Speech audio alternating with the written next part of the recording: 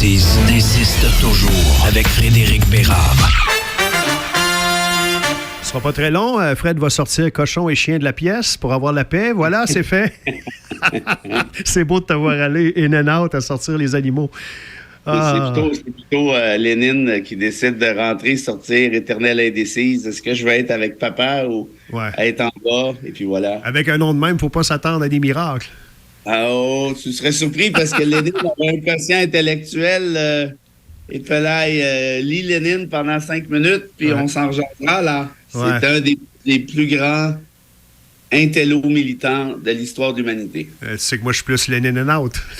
Oui, t'es plus Lénine and out.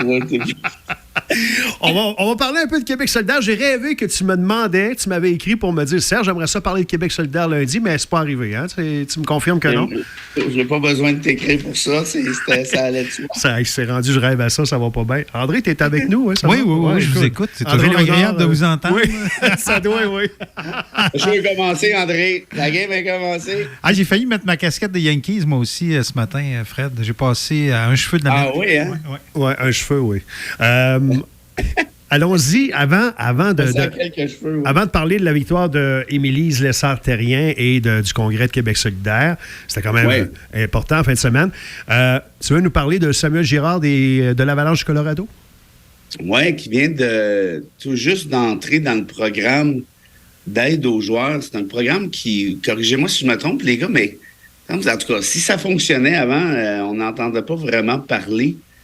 C'est beaucoup plus depuis quelques années. Carey Price, oui, exactement. Pendant un bout de temps, puis il y en a plusieurs autres. Mais Girard, écoute, premièrement, moi, je trouve ça vraiment génial que ça existe, ce programme-là, puis qu'on dise aux joueurs, t'es pas obligé d'être parfait, là. On va t'aider, puis c'est correct. Surtout que, tu sais, il y avait beaucoup de préjugés avant. Sur les questions de santé. Il y en a encore, mais... C'est moins pire, hein? Ben, c'est pour ça que je vais en parler, en fait. C'est pour casser un petit peu les préjugés. Tu sais, dans le temps, Stéphane Richer, là, moi, j'ai lu quelques affaires sur lui. Puis, il pouvait tourner pendant une demi-heure, 45 minutes autour du vieux forum. Il avait la chienne de rentrer.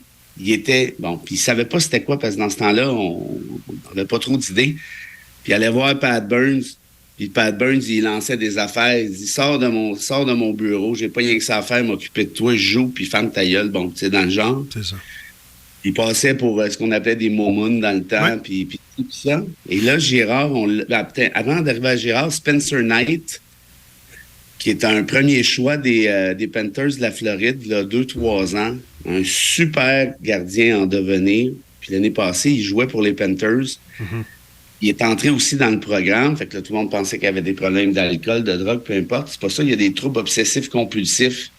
Genre, mes patins sont-ils bien attachés, mais il retourne au vestiaire. Il saute les câbles complètement. Lui, il est allé dans le programme aussi.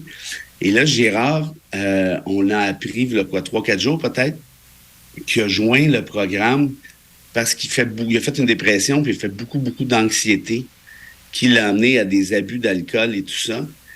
Puis moi, puis que ça devienne public, tant qu'à moi, c'est pas de nos affaires, là. On pourrait bien le garder privé s'il souhaitait le faire. Mais qu'il le dise, je pense qu'il faut... Comment je te dirais? Mais dans les bulletins de sport, on le précise pas. On dit toujours il est entré dans un programme sans dire la cause, sans dire...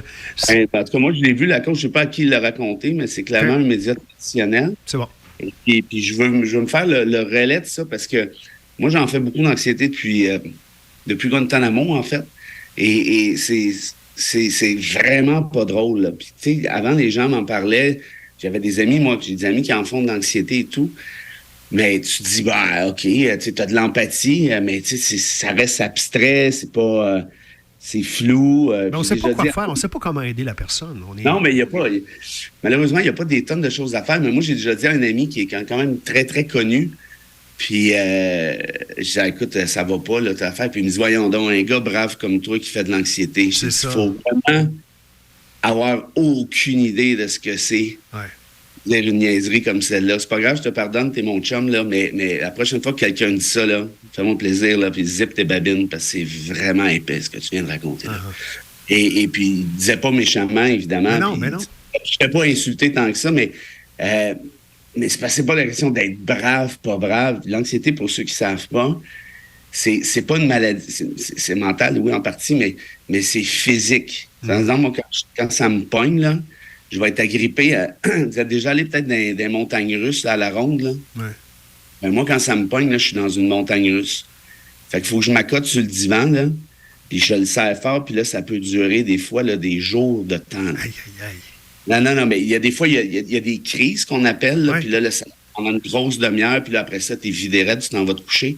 Mais moi, la plupart du temps, ça ne dure pas pendant une demi-heure, ça va durer pendant une journée à plus faible dose, si tu veux, là.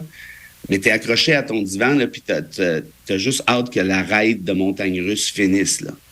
Moi, je suis déjà arrivé pour rentrer au Centre Bell, puis j'ai pas pu rentrer au Centre Bell, là. Ouais. Puis je ne sais pas pourquoi, là. J'ai aucune... C'est ça l'affaire, c'est que les causes sont différentes. Rentrer dans une pizzeria... Les choses banales deviennent... Tu rentrais avec un ami à pizzeria, puis j'ai dit, regarde, ça va pas arriver, là. Je vais te rejoindre au parc, l'autre bord. J'étais à Québec, je devais prendre régulièrement le pont Rive-Nord, Rive-Sud, et je faisais des reportages dans un magasin de meubles sur la Rive-Sud. À un moment donné, j'ai pas été capable de prendre le pont pour retourner sur la Rive-Nord. Je me suis mis sur l'accotement, puis je disais, qu'est-ce qui se passe? J'ai peur de prendre le pont.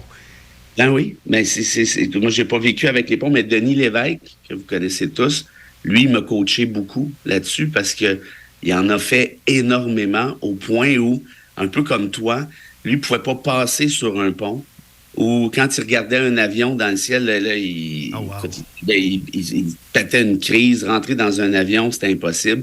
Il était incapable de regarder en bas d'un immeuble à quelques étages. Puis ça rappelle, c'est que ça se rattache à des trucs un peu, comment je te dirais, abstraits. Tu sais pas c'est quoi la cause. Parfois, tu le sais. Ouais. Tu es contrarié sur telle affaire, puis là, tu vas faire l'anxiété. OK. Mais la plupart du temps, tu sais pas. Puis là, tu te mets à penser, il faut pas que je fasse de l'anxiété, il faut pas que je fasse... Moi ça arrivait quand j'allais dans mon spa le samedi soir. Ah ouais. Je m'ouvrais une bière, puis là, j'allais m'asseoir là-dedans. Puis là, comme tout décompressait, paf, l'anxiété. Écoute, je suis déjà parti du chalet quasiment en pleine nuit parce qu'il fallait que je sorte d'ici. Tu sais, c'est vraiment pas drôle. Puis je te raconte pas ça, évidemment, pour faire pitié. Mais dans le spa, au lieu de décompresser, tu te mettais à... Exact. Et quand je travaille... Puis après ça, moi, j'allais plaider à la cour d'appel. C'est quand même assez stressant. Puis il y avait plus de médias, c'était la loi 21. Oui, c'est ton métier, là, il reste que... Oui, mais tous mes chums m'écrivaient, ils avaient peur que c'est moi qui commençais à plaider. En plus, il y avait 2 salles pleines, il y avait, je sais pas, une centaine de journalistes. Fait que mes chums m'écrivaient, ils avaient peur que je te pète une patate aux frettes devant tout le monde. Ouais. Puis moi, en tout, je suis sorti de là, j'avais eu du fun, c'était parfait pendant une couple de jours. Puis c'est vraiment, quand mon cerveau est occupé, ça va 100 000 à l'heure. Quand ça décompresse, là, ça peut vraiment mal finir. Okay. Là, ça va beaucoup mieux là, pour ceux qui se posent la question, mais j'en fais encore. Tu sais, ici et là. Puis pourquoi je raconte tout ça ce matin? C'est que ça ne devrait pas être tabou. Tu sais, moi, j'ai déjà reçu des insultes, là, notamment d'un gars de Mont-Laurier que je nommerai pas, mais j'ai vraiment le goût de le faire. Il disait, ah ouais, toi, tu fais de l'anxiété, des depress, comme si, tu sais, bref. Mais se casser un bras puis faire de l'anxiété, c'est la même affaire. T'sais, si t'arrives à quelqu'un, tu dis, je me suis cassé un bras, le gars va pas dire, ouais, non, un gars tough comme toi qui se casse un bras. Ben non, OK, tu t'es cassé un bras, c'est pas drôle. Shit happens. Puis c'est pour ça que je raconte ça ce matin, puis ça me gêne même pas de le faire. Ouais. Parce que, puis c'est pour ça que je suis content que Girard l'ait annoncé aussi. Parce qu'il faut casser ça, ces trucs-là. Parce qu'il y a beaucoup de gens que c'est une pathologie, c'est tout. Puis ça finit par guérir dans certains cas, dans d'autres non, mais ça se gère.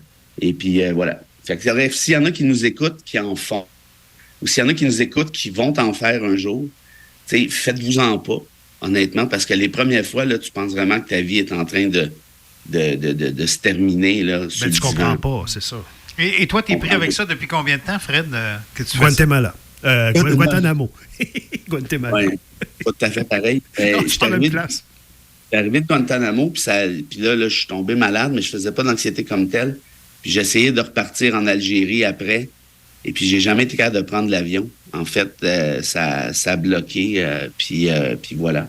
Fait que, mais ça fait pas longtemps, là, ça fait 1 an et demi que j'en fais pour la peine, là, je te dirais.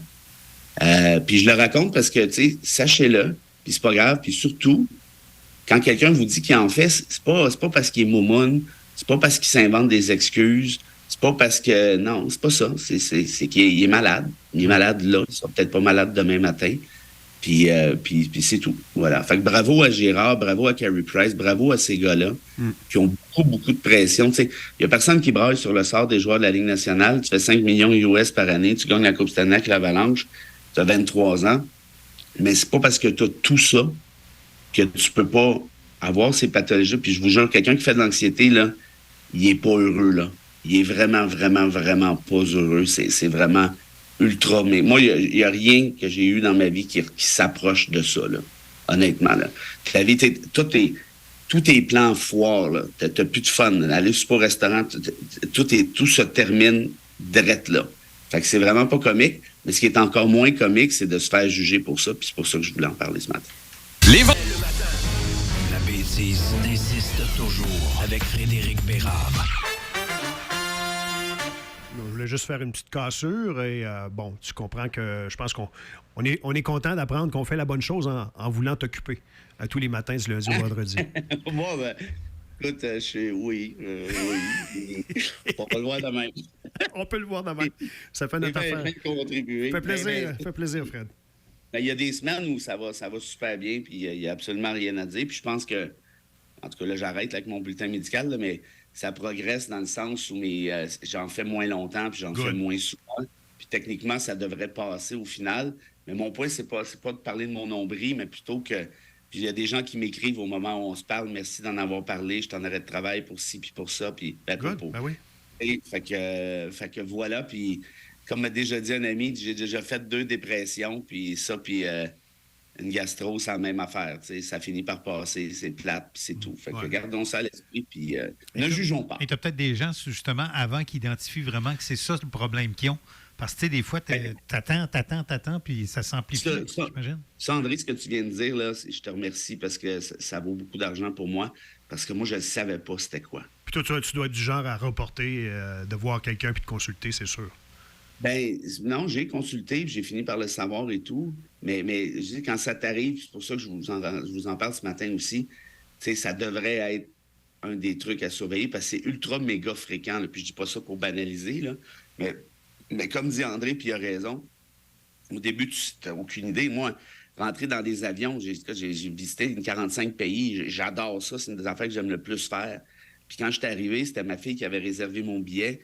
Puis il y avait une erreur avec le truc de Transat. Elle n'avait pas mis d'accent sur le Bérard ou le Frédéric, je ne me souviens plus, en tout cas, ou l'inverse. Puis le système n'avait pas reconnu mon billet. Mais j'étais tellement tout à l'envers que j'ai dit au gars de Transat, j'ai dit, garde-les ton billet, c'est pas grave. Il dit, non, il dit, M. Bérard, faites-vous-en pas, là, c'est juste une erreur d'accent, on va trouver une manière, là, on a le billet. J'ai dit, non, remboursez-moi, puis c'est tout, je m'en vais, c'est pas grave. Et bon, donc, voilà, ça pour dire que tu sais pas trop c'est quoi, puis quand tu le sais, ben comme n'importe quoi, tu es capable de mieux le gérer. Donc, ne vous en faites pas, je peux pas dire que ça finit par mieux aller, parce que ça va pas beaucoup mieux, mais ça va finir par mieux aller. Oui. Un truc, c'est de faire comme Fitzgibbon, lis les circulaires quand tu es à l'Assemblée nationale, ça relaxe. Ah, je peux pas dire, j'ai jamais vraiment essayé de lire des circulaires. As-tu vu les images de ça? Ça fait pas de bon sens. Pendant qu'on honore Manon Massé, c'est son dernier tour de piste à l'Assemblée nationale, Fitz regarde des circulaires. Ça, c'est l'image qu'il nous a laissée vendredi dernier. Quel homme. Quel homme. Et là, D'ailleurs, il t'a dit que le projet de batterie, c'est le plus grand projet d'investissement privé de l'histoire du Québec. Hein? Vous avez entendu ça? Yes. En connaissez-vous beaucoup, vous, des programmes d'investissement privé où le gouvernement pote 8 milliards? Tout un pote, hein? Non, mais c'est-tu public ou privé, 8 milliards d'argent public? On ne sait plus. C'est, au final, Émilise Lessard-Terrien qui a gagné. Oui. La fille de Rouyn-Noranda. En fait, André dit qu'elle est du Témiscamingue, mais elle était dans le comté Rouyn-Noranda. Elle qui a été défaite par Daniel Bernard, on s'en souvient, le caquiste, parce que les gens avaient peur de perdre leur job. Il y a eu la campagne de peur de la CAQ, parce qu'elle, Émilise Lessard-Terrien, voulait pénaliser, même fermer la fonderie Horn. Elle voulait leur taper ses doigts comme il faut. Alors, le gouvernement Legault est passé par derrière en disant « Les gens ont besoin de ces jobs-là. » Et il n'y a pas tort, mais en même temps, bon, on sait que la campagne de peur a fait effet. Alors, elle n'est plus là. Elle n'a pas de siège à l'Assemblée nationale. C'est elle la gagnante. Comment tu as suivi ça et comment tu as perçu cette victoire? Ben, c'est drôle parce que à une station de radio à Montréal, à l'époque, on était 3, puis j'avais parié que c'était elle qui allait l'emporter, mais hier matin, j'étais sûr que je m'étais trompé. Parce que les forces d'attraction de Québec solidaire sont très, très, très montréalo-centristes, là, puis je le dis pas nécessairement dans le mauvais sens du terme. OK. Et puis là, je pense que le parti a compris que ça leur prenait justement des gens de région pour être capable de faire des gains à l'extérieur de Montréal. Tu sais, puis l'essor terrien, on s'entend à Rouyn-Noranda, c'est pas pour rien, c'est parce qu'il y a une université là-bas. Oui. Christine Labrie à Sherbrooke, c'est parce qu'il y a une université là-bas. Enlève ça, là, il reste plus grand-chose à Québec solidaire, sur 2 comtés à Québec, puis le reste à Montréal. Tu pourras jamais aspirer au pouvoir si t'es pas capable de sortir justement de l'île. Et Terrien, que je connais pas du tout, je l'ai entendu à peine quelques fois, je pense qu'elle représente bien l'esprit région, en quelque sorte. Elle connaît beaucoup les dossiers d'agriculture. Il y a une sympathie, il y a une sensibilité pour le sort des régions.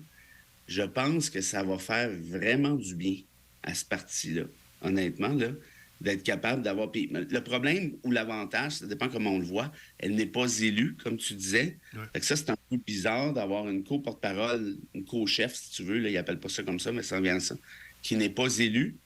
Mais en même temps, ça permet, puis j'imagine que ça va être ça leur stratégie, là, je le sais pas, mais je l'imagine, de se promener à travers le Québec, puis de parler, puis de rencontrer du monde, puis d'aller dans des cégeps, puis puis faire des conférences, puis tout le tralala, ce que tu peux pas toujours faire quand t'es législateur à temps plein. Et puis pour ceux qui se disent « Ouais, mais ça n'a pas de bon sens, ça, ne pas être élu à l'Assemblée nationale, puis être chef », il y en a un qui a fait une job pas pire là-dessus pendant plusieurs années. PSPP. C'est un dénommé. Ben ouais.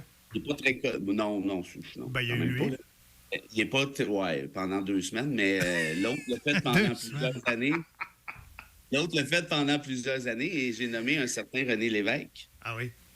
Qui réussissait pas à se faire élire comme député, mais qui avait ses 6 députés sur place. Puis, bon, évidemment, il était chroniqueur au Journal de Montréal. Ça aidait un peu pour la visibilité. Ouais. Mais tout ça pour dire quoi? Pour dire que ça peut pas être une mauvaise affaire. Parce que ça avait été Rouba Gazal, qui vient du plateau Mont-Royal. C'est encore là, c'est le même message essentiellement. Labrie, je pense qu'elle est vraiment déçue parce qu'elle pensait qu'elle allait ramasser ça, parce que Sherbrooke, c'est pas une région au sens fort du terme comme l'Abitibi, mais c'est quand même pas Montréal non plus. Ouais. Mais je pense que le bon choix pour eux autres, c'était ça. Maintenant, reste à savoir s'ils vont être capables de scorer là-dessus, ça, je sais pas. Mais ça veut-tu dire que dès qu'il y aura une élection partielle, même si c'est pas à Rouyn-Noranda, ce serait comme logique que Mélise Lessard-Terrien se présente dans une partielle pour QS? Ou? Ben ça, c'est une bonne question, André, mais l'affaire, c'est que si une partielle dans Montréal, moi, je la vois pas trop se présenter là. À Québec, je la vois pas trop se présenter là.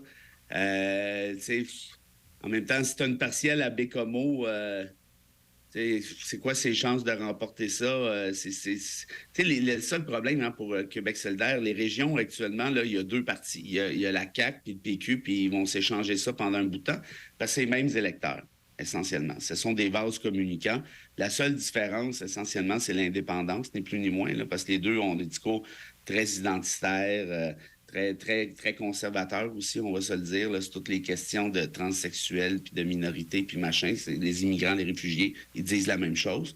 Fait que pendant tant aussi longtemps qu'ils s'échangent les électorats, Lessard Terrien perdrait son temps. Puis, si t'es originaire de Rouen, tu veux-tu vraiment gagner à Bécomo, sachant que tu es obligé de retourner chez vous? Ça commence à être loin anti-pépère. Mm-hmm. Fait que franchement, j'ai l'impression, moi, que ça va plus être une question d'élection générale.